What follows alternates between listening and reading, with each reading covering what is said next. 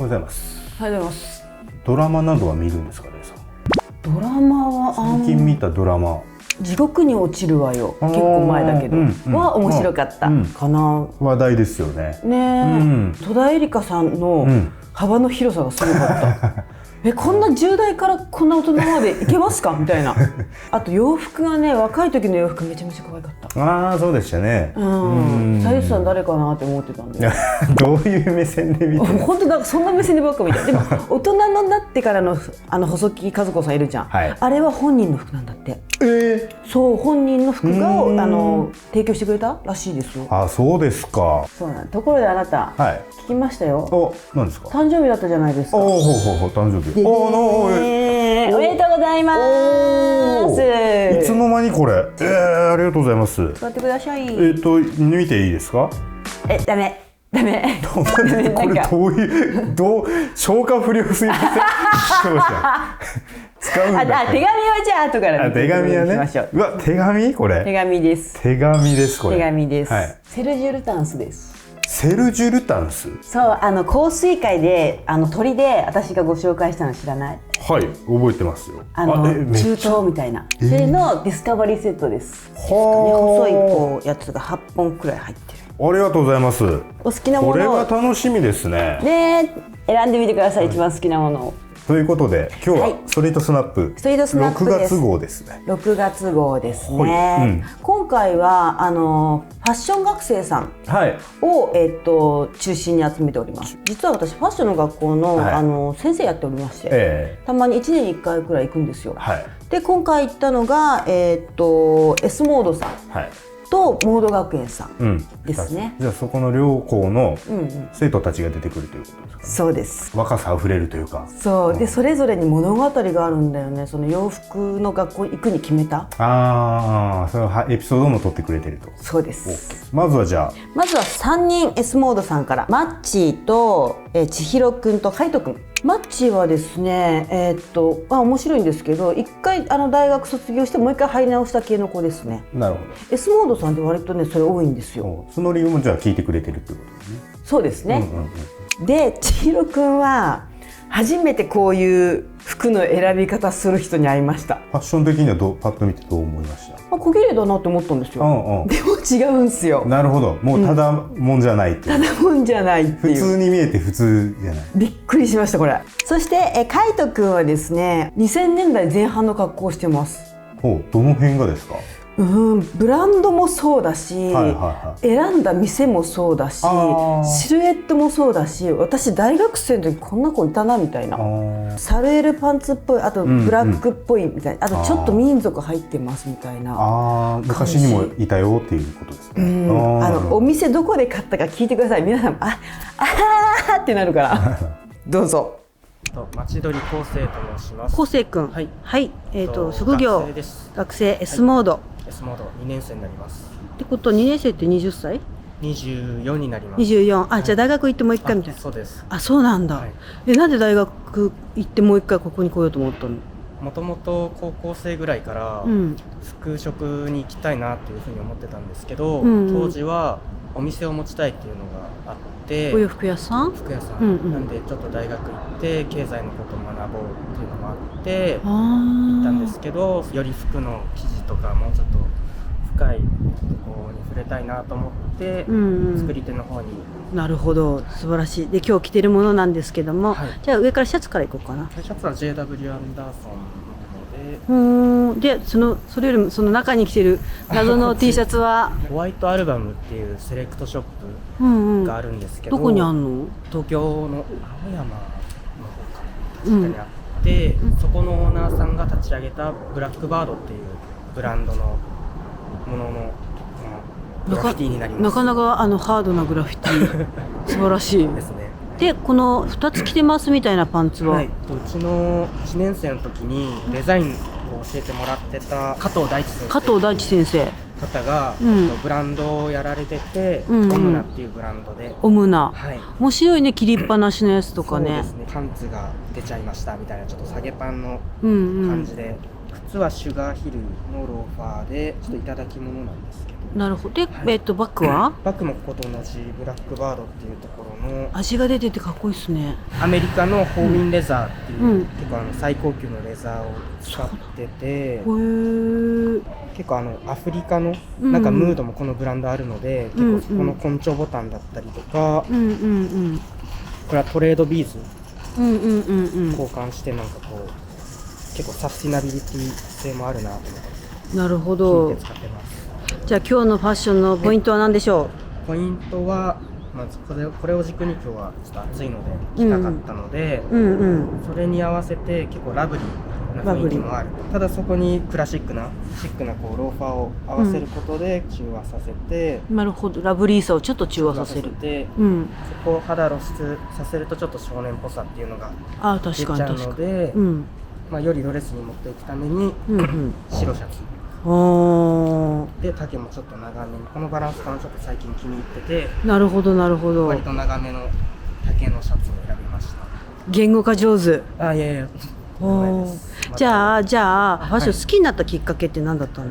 最初は中学生ぐらいの時に友達の影響でファッション好きになって、大学でこう普通の人生歩みたいのかファッションの道に進みたいのか、こうちょっと悶々してた時期があって、でそういう時になんかこうファッションって結構なんか曖昧、自分の中の曖昧な感情っていうのを言語化してくれるなみたいな、一番肌に近いし、もうすごく感じて、そこからどっぷりも服にのめり込んでいったっていう感じです。なんか言語化うまいのはそういうことなのかな。常に結構自分と向き合ってきた時間が多かったかなと思います。向き合った結果、今はファッションが一番自分を表現するに足ると。じゃあいつかの未来、お店とブランドでデザイナーとして会えることを楽しみにしております。ありがとうございました。じゃあね。酒井千尋と申します。千尋くん。はい。Sモード東京という学校に通っております。はい。何年生？今1年生です。1年生なんだ。22歳で経験者コースっていうコースに通って。何それ？一応ファッションに携わってた方が、改めて学びに行くコース。なるほど。じゃあ今も、お仕事しながらってこと？もうおっしゃる通りで、一応自分のブランドも運営、ファッションブランドを動かしてるのと、すごいじゃん。頑張ってます。なんて名前のブランド？アコードウェルっていうレディースのブランドで小さくやってるんですけど、一人でやっててもやっぱり人とのつながりがないと生まれないものたくさんあるなっていうのに2年前くらいに気づいて、ちゃんと学びに行くのが一つの手かなっていう。ちょうど私さっきこのセミナーをしてたんですけども、ひろくんのこのファッションを選んだ理由がとんでもなく素晴らしいんですよ。で、見た目普通じゃないですか。なんですけどね、このストーリーをちょっと千尋さんお願いします。はい、ちょっと上からなんですけど、スカーフが自分、アシスタントやってたファッションブランドのスカーフで、なんてブランド？リコールっていう袖がついてるテーラードジャケットとかっていうブランドさんで、そこでいただいたスカーフ。なるほどなるほど。で T シャツが新宿で出会ったホームレスからいただいたもので。ホームレスからいただいた。ホームレスなんですけど、すごい小綺麗な装いをしてる方がいらっしゃって。新宿で？新宿で、すごいなんか自分の中でビビッときたので、初めて会ってビビみたいな。初めましてでした。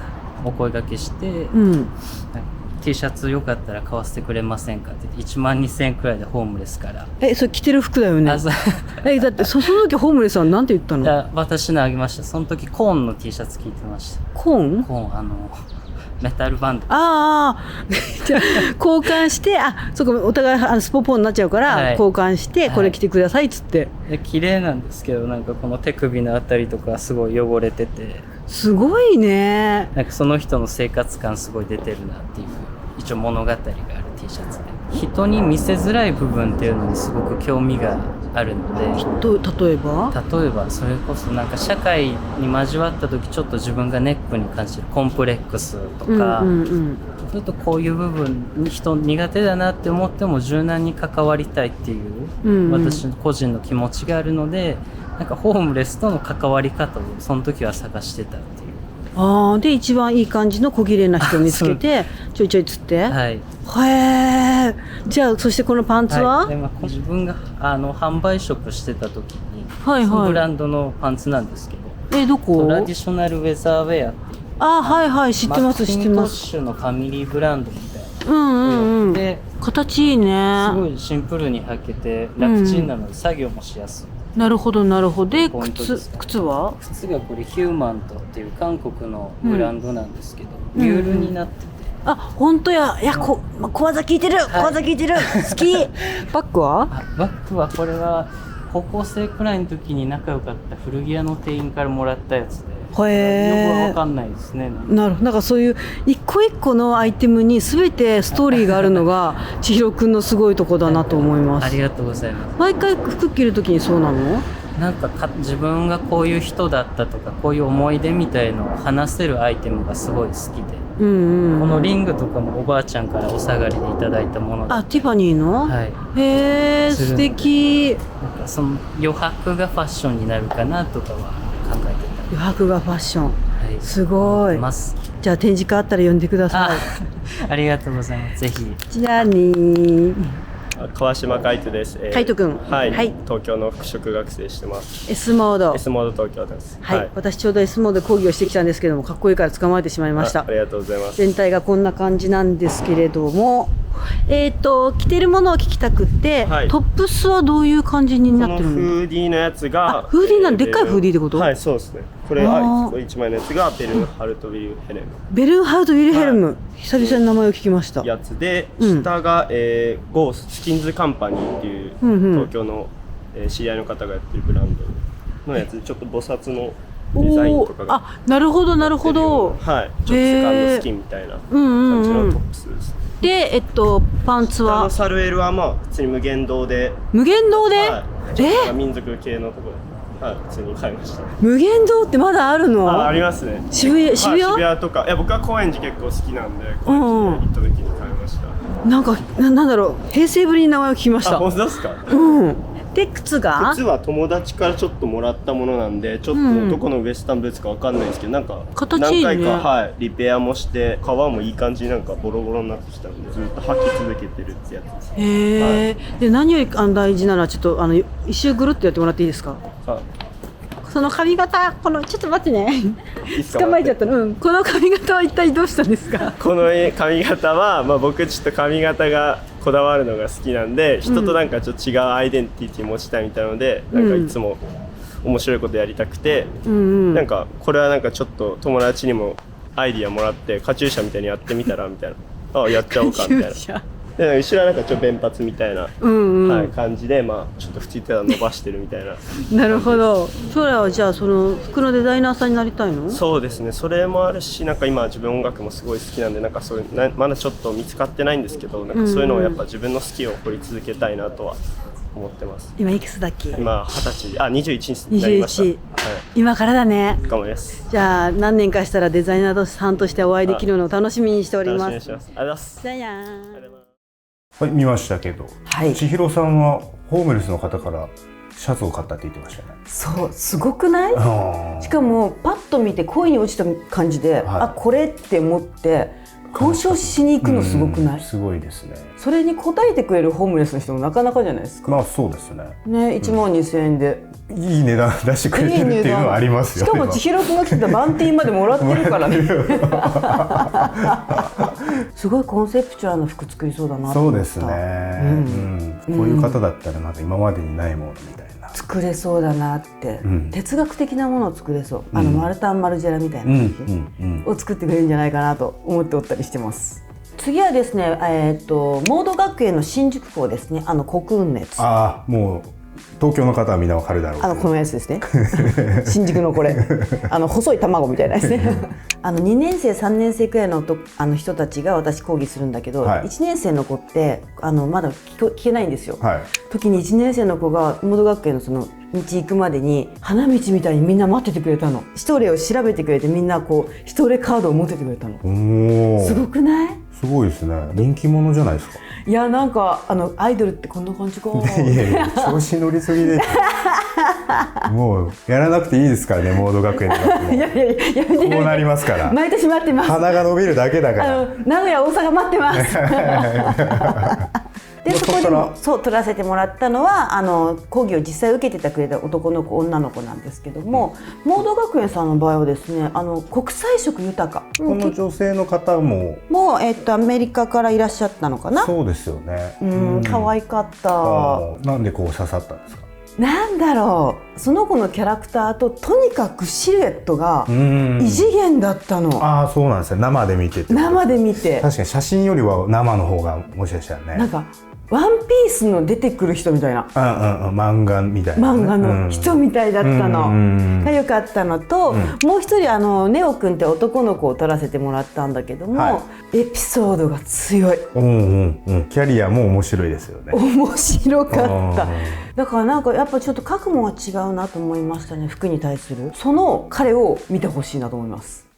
レッドハウスライオンと申します。東京モード学園ファッションデザイン3年生です。3年生。デザイナーさんになりたいの？はい。わお、こういうゴスな感じのデザインでしょうか。はい。いや早速なんですけど、着てるもの聞きたくて、ネックレスはどこ？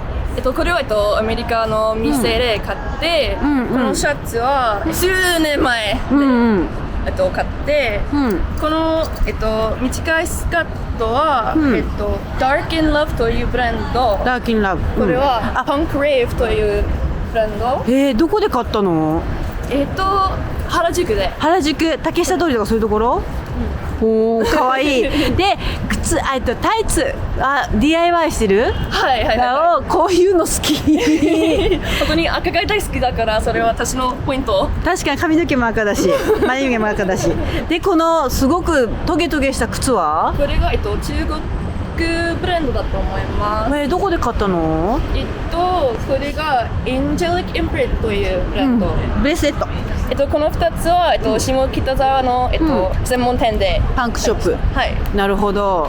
デザイナーになれるとしたらどこのブランド行きたい？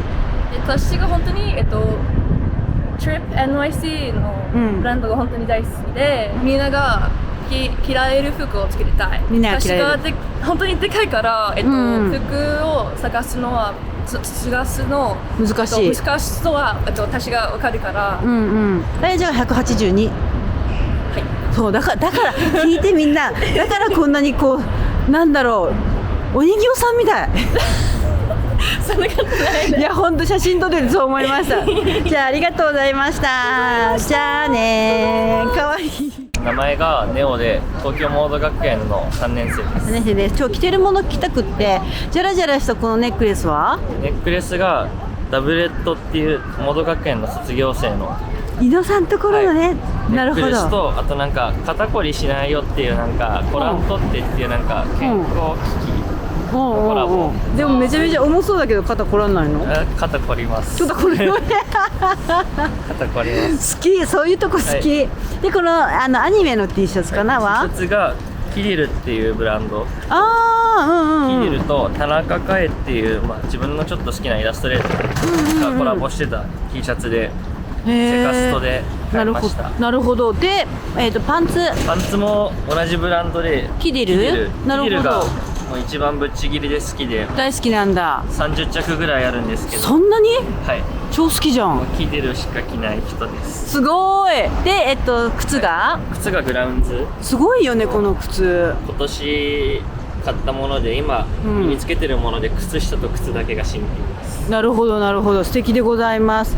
じゃあネオくんがファッション好きになったきっかけ？地元札幌で。そうなんだ。はい、自分もともとこんな見た目ですけど公務員だったんですよね。3年間公務員でマイナンバーカードを担当してたんですけど。そうなん？ずっとなんかおとなしめの仕事をしてたんで、何かが爆発した結果、なんか唯一できる自分の中での遊びがちょっと遠征とか旅行行ってそこでなんか好きなセレクトショップ行くとかっていうのにハマって、結果どうせ仕事するんだったらちょっと好きなことやってみたいかなっていうのがあったんで、公務員続けるのが安定といえば安定なんですけど、パチッと。何歳の時？18から21まで仕事してまして、21に辞めて、そこから学生をやってます。じゃあ最後にネオくんがなりたいもの何なの？今はパタンナーを目指して学校に入ったんですけど、パターンもデザインも両方できるような人間になりたいなって思って、結構賞とか入ってるんでしょ、あなた知ってますよ。まあちゃっかり毎回賞とか学内賞はいただけてはいるんで。なるほど。今後も学内学外頑張りたいです。なんか何年かしたらじゃあファッションの現場でお会いしましょう。はい、ぜひ。じゃあね。公務員から転職という形。マイナンバーカード作ってるんですよ。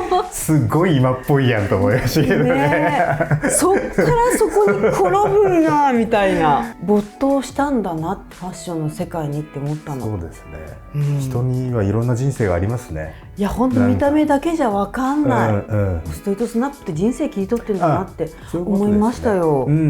じゃあ今月の MVS は、うわ超むずいんだけど、エピソードも込みにするとまた複雑にねなる。だってのエピソードもクセクセ強しだったからさ、千尋くんかな。ホームレスから服を買ったという、これはびっくりしました。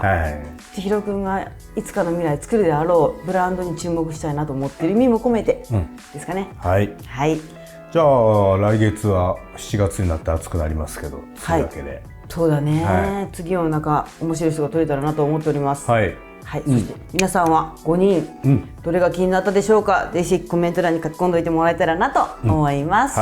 それではまた次回の動画でお会いしましょう。じゃあねー。